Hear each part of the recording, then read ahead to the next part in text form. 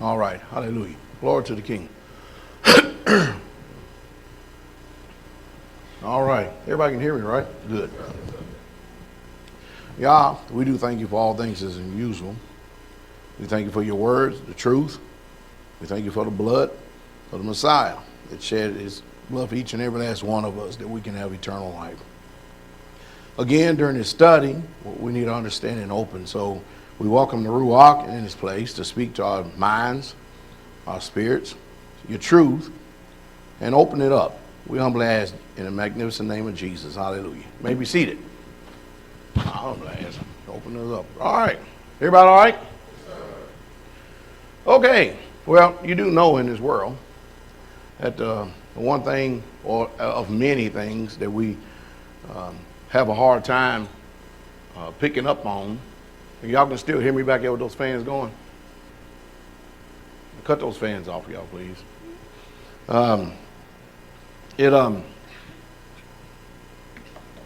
Sometimes we don't know how to discern accusing spirits. And the reason why we don't know how to discern accusing spirits is because we spend so much time accusing. And we've done it so much, it's kind of hard to know when we've done it or when others are doing it. And that's the reason why the Bible says over and over again, when it's speaking about people, it's talking about having their senses exercised to discern good and evil. There's a speech that each and every last one of us have at any given time. And of course, you know, we're charged to know them that labor among us. Is that right? All right, so continue on in the Dead Season Spiritual Warfare series. We did spirits of self-hatred, spirits of all kind of stuff last week. So it would only be right to go ahead and head off into this study here for a little bit about accusing spirits. All right, accusing spirits. Now, demons, devils, imps, or whatever you want to call them, they manifest, meaning that they operate through people. And we're not exempt just because we're Israelites, just because we're set apart and we have the testimony of the Messiah. As a matter of fact, if anything, we're subject to be used by them more than anything. Except when accusing spirits are using us, they kind of fly under the veneer of us being, you know, set apart, being Israelites. You know, the world does it out there all day long. You know, with us, it's kind of hard to discern because we never expect it. Is that right?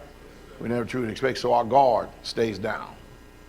You know what I mean? It just, because we don't think being around saints that we should have to have, you know, our senses like being very sensitive way up here. And it's true, you know, it shouldn't be. It shouldn't be at all. But you could tell through actions, reactions.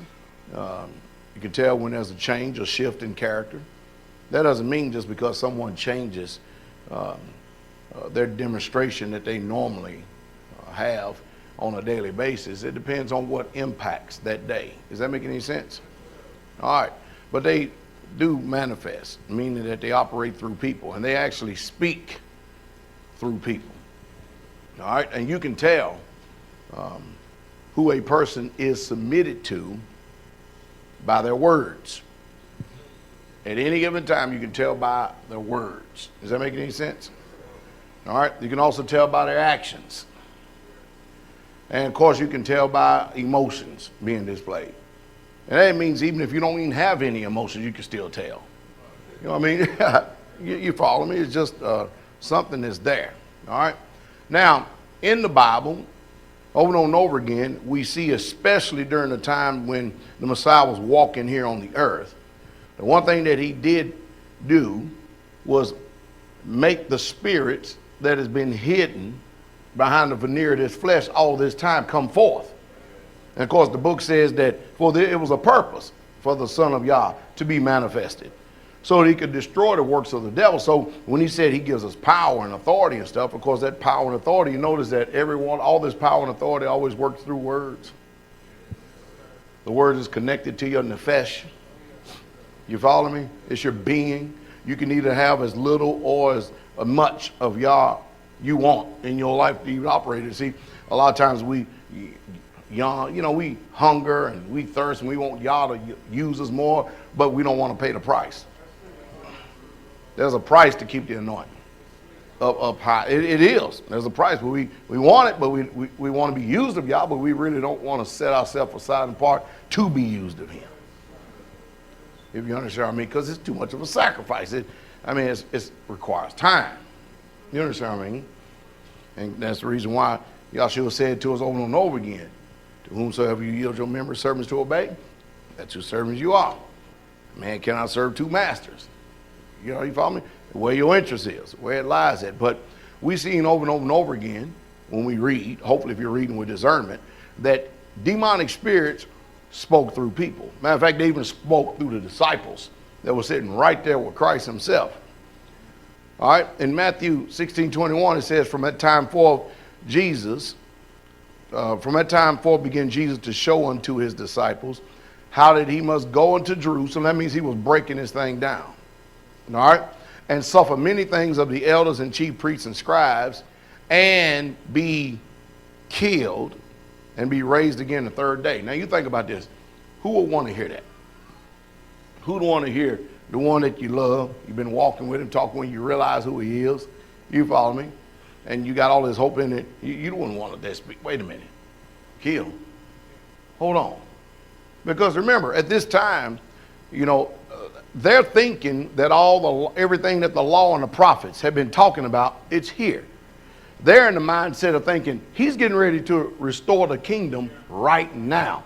Look at all this power being displayed. I mean, Elijah didn't display this kind of power. He displayed power now. You follow me? Moses displayed power, but man, that's why to open up blind eyes, cause the deaf to hear, walk on water. You understand what I mean? Huh? Dried up issues of blood. You understand what I mean? All these wonderful sayings of man, what can the Romans do now? And then when they saw him hanging on that tree, they was like, oh man, it destroyed it. It destroyed it. See, we have the fortunate ability to be able to have hindsight.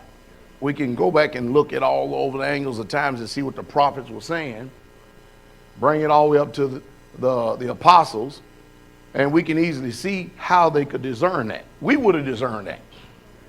You understand what I mean? Why do you think Peter carried that sword? We would have discerned that too.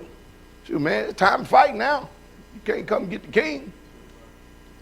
Huh? But he got another time appointed for that. Then he turns around and look at this. Then Peter took him. I mean, you understand it took him, right? He probably grabbed a hold of him. You understand what I mean? And began to rebuke him.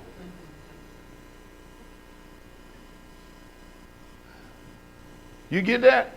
He was so passionate about not wanting him to die that it just couldn't resonate with him. You understand what I mean? It just couldn't resonate with him. Saying, be it far from thee, master, this shall not be unto you. But he turned and said unto Peter, is that right? He turned and said unto who? Peter, get thee behind me. Now, how would you like somebody to say, get behind me? When they call you, say, the first thing, you'll manifest already. Well, you called me a devil. Wouldn't you? You manifest right, and then to grab you and rebuke it on top of that too. Man, what's your problem? That's how you'd respond today, wouldn't you? But he turns around and said, Jesus looking right at him and said, get thee behind me, Satan. Now, you knew that he knew who Satan was. He also knew when Peter was there too. When is Satan talking through you? When is Satan manifest? He does it all the time around here, straightway. I'll be sitting there shaking my head. Look at that. Look at that. They think they just got finished expressing themselves. Look at that demon. Look at them. Proud. Ooh, haughty. Oh, my. Look at them. They don't even know what's happening to them. No one said, Father, forgive them. They don't even know what they're doing. It's bad when you have a devil accusing the devil. Then he said, because you are an offense unto me, for you savors not the things that be of Yah, but those that be of who? Men. That's your focus. You follow me? That's your focus. All right? Over in Acts 16, you remember this woman that had a spirit of divination, right? Here it is. And this did she many days. And of course, this woman right here was talking about these men are the servants of the Most High Yah. They kept giving, reaping up all these accolades up on them, making them feel uncomfortable. You know, because somebody really truly serving God, it's okay to give a little bit, man, going overboard? What in the world? What is that? Huh? This he did many days, but Paul being grieved, turned and said to the, nobody else is seeing spirit, everybody's seeing this woman.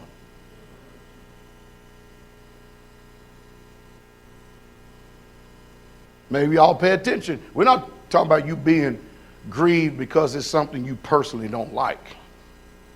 We're talking about you being grieved because of a situation. There's a conflict that's going on in spirit. No, he said to the spirit. So he had already learned how to separate the person from the spirit when the spirit is being used. All right? And I command thee in the name of Yahshua to come out of her. And he came out when? In the same hour. It didn't say it came out immediately. It said all he did was gave a command and the thing came out. In the same hour. Here's the people who had faith, the Yehudim then, and of course they didn't have any power, so they thought they could invoke the name or invoke the power of Yah using somebody else's faith. So in Acts 19 verse 13 it says, and there were certain of the vagabond Jews Exodus who took upon them to call over them which had what? Evil spirits. In other words, they getting ready to pick a fight that they wasn't equipped to handle. No, it said they took upon them to call over them which had evil spirits. And then they said, the name of the Lord Jesus Christ, saying, we adjure you by Jesus whom Paul preaches. He gave us authority, individual. He didn't tell us to come in the name of Paul. He tells us come in none of our names. Is that right? All right.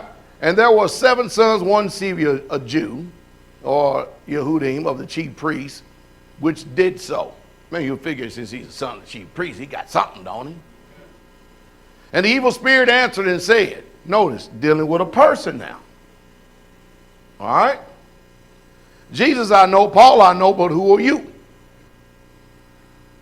And the man in whom the evil spirit was leaped on them and overcame them and prevailed against them so that they fled out of the house naked and wounded. So what we call it today, possession, when people go out of the house naked. Because every time we read in the book, we read that when people had dealings with other spirits, they found them, they were clothed, and they were in their right mind. So what's going on in this world right here when you see all these people out at beaches and stuff naked? I never understood it. You wouldn't want your wife to answer the door in her bras and panties. Then she go to the beach in something less than a bra and panty, run around like ain't nothing wrong. You don't tell me that's possession?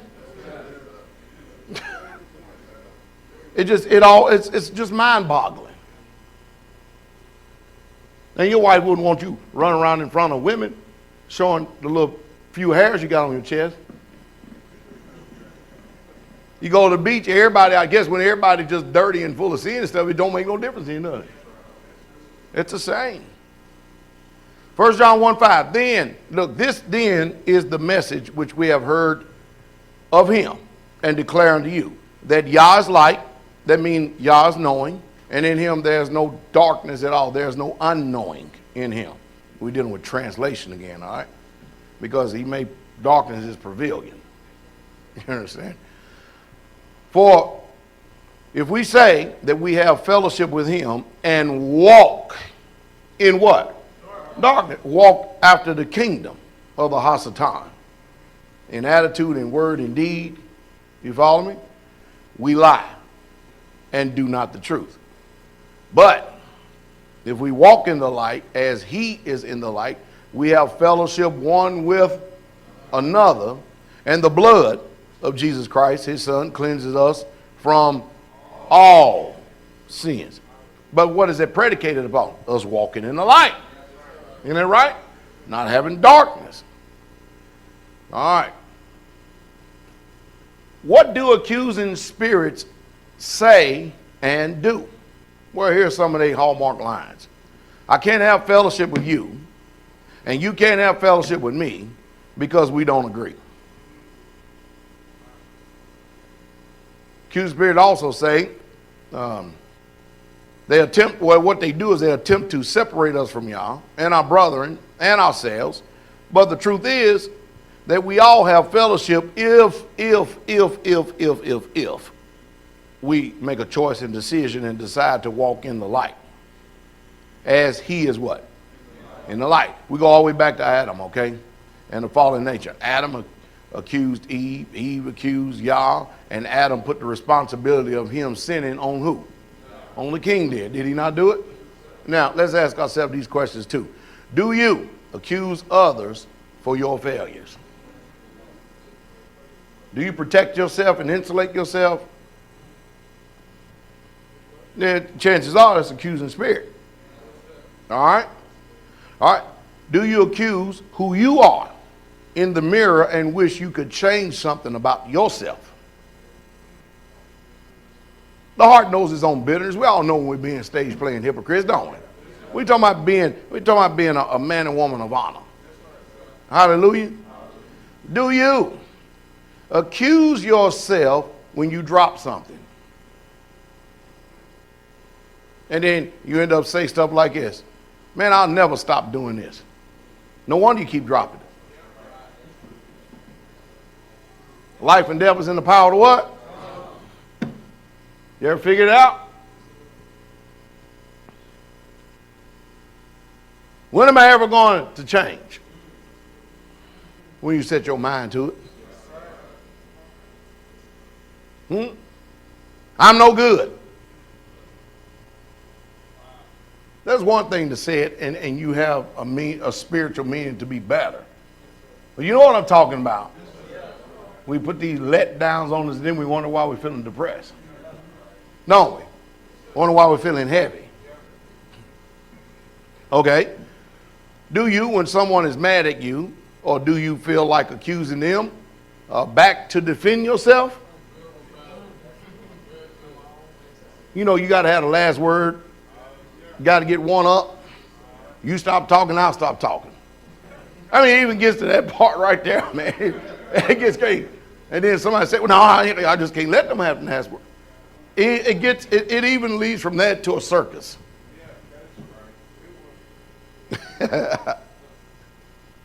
Is that right? Or do you just let the words fly? You got to ask yourself a question. Or do you accuse the pastor? I get accused of everything here all the time. I'm accused because the earth exists. People told me I ruined their life. It wasn't for me. That's a tall order right there, boy. He told me I ruined a whole day. I clicked on this video and it ruined my whole day. Says accusing. Nobody twisted your arm and told you to click that video. It's crazy some of the stuff that goes on. Pastor's a good man, but he's just a man. You ain't got to tell me that. I know that better than you do. What that is saying we really truly don't have to listen to him because he really ain't no better off than we are. You understand what I mean? You can ask me that. I'll tell you that myself. He's this and that, but that's what leads into doubt and the error. You know, that means you really truly can't believe any of the teachings, anything he said, because, you know, I mean, after all, I hear all this truth coming to me, but he's just a man, you know. But listen to me. I got the truth, I got the revelation. Hallelujah. Have you ever accused yourself or others, watch this, quote unquote, you will never amount to anything? You ever heard that? Why can't you be like your brothers and sisters? Comparing. You ever heard that before? You don't fit in. You'll never fit in. Hear that? You're a failure. You're ugly. Can't you do anything right? Have you ever heard any of these statements? Who's ever said any of these statements before? How do we all do that and we in different geographical locations? Huh? How do we end up with the same speech? Because we speak English? Man. Many have heard this give up trying their spirit and soul. Well, they get scared. And many have part of their soul trapped in arrested development. And when you do that, you can have actual areas of immaturity. You know, from someone's words. Violations or abuse, repeating, replaying offenses of yours and others. See, all this is things that people deal with no matter how high and mighty you may think you are. No temptation except that which is common to man. Different demographics come from different geographical locations, different places on this earth. And so yet still, we still all deal, don't care what language you speak, still the same things. Huh? People can also, including you, can be buffeted by negative thoughts about yourself and others to Yah. Y'all hear that? Remember, I've always told us that an accusation can either be true or false, but it's powerful because there's something in us want to believe it. The reason why I want to believe it because we know how we are. You get it? We need to discern the intent of the accusation and what is the purpose and end result of the accusation. In other words, what is it there set out for? What is it going for? What is it trying to accomplish? But often we don't even spend enough time meditating. We're trying to figure out exactly what is the intent of all this. We don't ever do that, man. We're going by life so fast. We caught up. Huh? Life together or death or separation. It's either way. We can have it either way. The characteristic of accusing spirits. Check this one out. Keeping a record of wrongs. You got to have something in your bag of tricks or arsenal, don't you? You know, if somebody will come down, you got to have something to be able to come back with, don't you? That is an accusing spirit. Is it trying to bring life? Trying to bring peace? Joy in a ruach? No. Huh? So, meaning, we always got to remind someone of their past failures after they have repented and changed. You know, the book says, don't you even reproach a man that has turned from sin. I mean, y'all so serious about that if someone has ever even turned from sin, you're not even to bring it up. As you judge, so shall you be judged. Now, if you see people persist in the same behavior, then you ought to go to that brother and judge.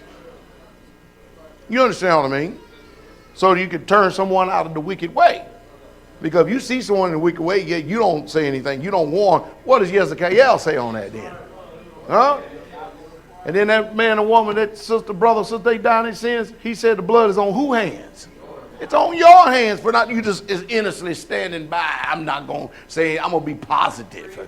You better what? You're going to be positive? How are you going to be positive when you charged to warn? That's positive.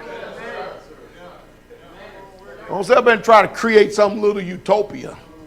Thinking you ain't going to, well, I'm not going to rebuke nobody. Nobody rebuke me. I ain't going to correct nobody. Nobody correct me. I ain't going to say nothing negative about nobody. Nobody say nothing negative about me.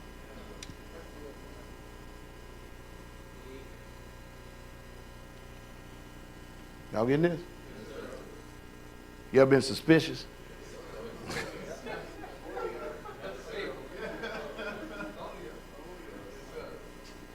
Start looking at that third eye perception. That's when you know that eye really is real. Because you're bitter, that causes accusing spirits too. And of course, all these chain for a particular reason. You know, after all, Ephesians 6:12 clearly says we don't wrestle against flesh and blood. Is that correct? We know that, right? We know that to be true. We don't wrestle against flesh and blood. But they all are working all this self-same spirit so we can have mistrust. And always believing the worst about someone. They work hard at this. That's why I keep telling you, silent, as the old saying going, the world is consent to agreement. But in our world, silent is the devil's workshop. Remember, I talk about over and over again, communicate. A lot of times you don't need to go and communicate your mind to everybody. The devil just be all up in your mind. I got something I need to say to you. No, you don't. You just need to discern what that spirit is and then shut your mouth. And start fighting that spirit in you. The devil told me this about you. What do we go around telling everybody what the devil said to each other, huh? Can you imagine what kind of fellowship it is to be? Every time we look at somebody, the devil telling us something. 99% of the time he lying.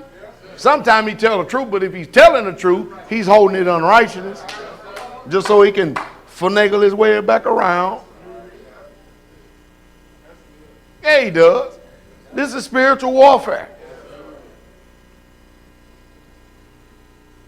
The spirit of accusation is at the root of all roots.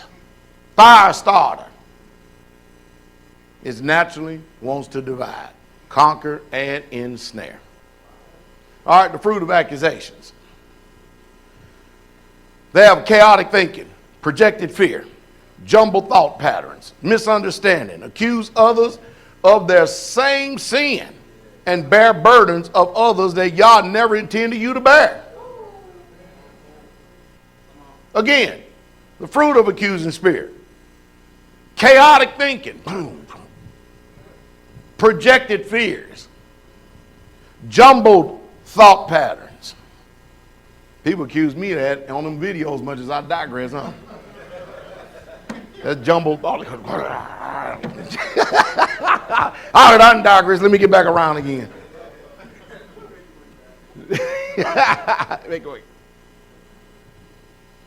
Misunderstandings.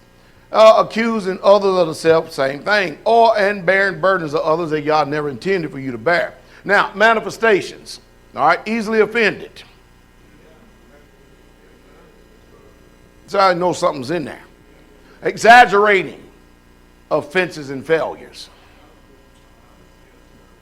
Exaggerating, which leads and chains to, just like bitterness does. You know, bitterness has a chain, and it gets progressively worse. All right? Mistrust. It all leads to mistrust. And mistrust is what brings and breaks apart the fellowship. And of course, you know, one of the greatest workshops or areas of responsibility, if we can put it that way, is gossip and innuendos. Gossip and innuendos. Scapegoat mentality. The scapegoat mentality. For some reason, some way, everything keep getting broke, but the people who used to break it ain't here no more. You get it? Now who we blame? Self-condemnation. Self-accusation. We back in the selves again, huh? Not walking in or accepting forgiveness. I mean, it's also, you understand, there's also a form of deep hurt and bitterness in there. You get it? All right. Establishing non-biblical standards for others to obtain.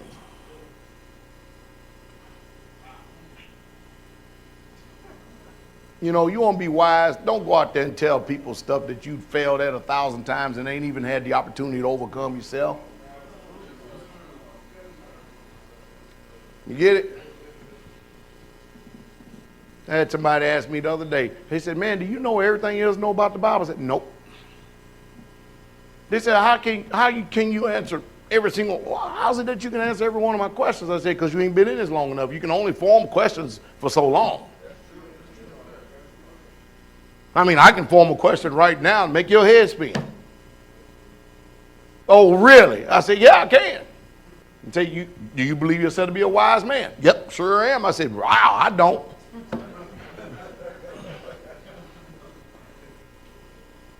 It tells the book, the way I read it, tells people to recognize and know a wise man. You understand what I mean? He said, well, come on with it. I said, all right, I'm good. Come on in. I'll bring it on then. What's the weight of fire? Huh? You said, I told you. See, you would never be able to form that question. You only been in this for a little while. What is the way to fire? I'm not asking the questions. You give me the answer. Who can answer that? Then you ain't so wise then, are you?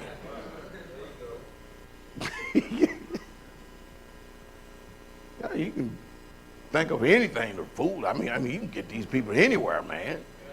You can. I asked him, what is the Levirate law? The who? I ain't never read it in the Bible. No, you ain't going to read it, but there's a law. And it has to do with the Bible. Why? I know you want me to ask you questions that you already have the answers to. Make you feel good, don't it? Suicide. Blaming others for your problems. Accusing spirits. Y'all see how all these things work? This is just one spirit right here. And look at all the tentacles that it has. And all the possible ways it could really work. You see what I mean? Now you see the reason why the churches, assemblies out there don't never deal with spiritual warfare? Because to deal with that, you got to deal with people. And they're not about to do that. You know, the preacher get up there and read 1 or 2 verses and then tell you a story for an hour. And you think you heard the word. And all you heard is some philosophy or some story. You ever notice we are truly living in the age of antichrist today? You know how I know that? Because nobody wants to talk about the word. Nobody wants to hear the word. It's always a standoff. You bring up the book, bring up the Bible. That's that spirit of error that we living in. They don't want to hear it, don't even want to talk about it. What with us, that's the only subject you can never talk about and never exhaust. It's talking about Yah, isn't it right? Why wouldn't you want to talk about him? You get tired of talking about a ball going through a hole. You know, basketball only go through a hole 100, so many different ways. How much more exciting if you look at it for 20, 30 years? I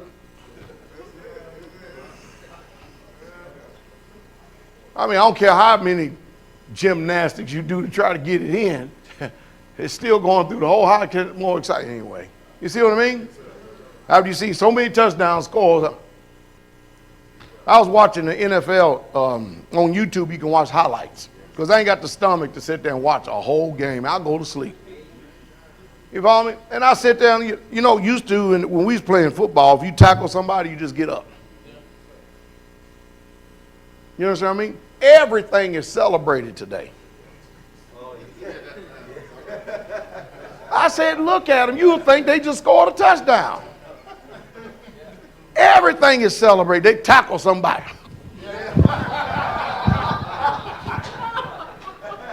I'm like, what are they doing? Did they just make a new point system? Somebody, I'm like, what in the world, man?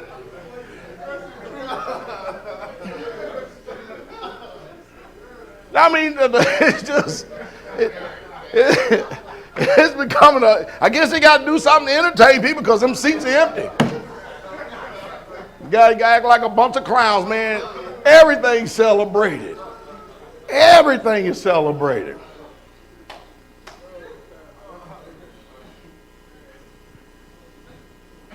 I wish we could get that excited about y'all when we defeat the devil, though, wouldn't it?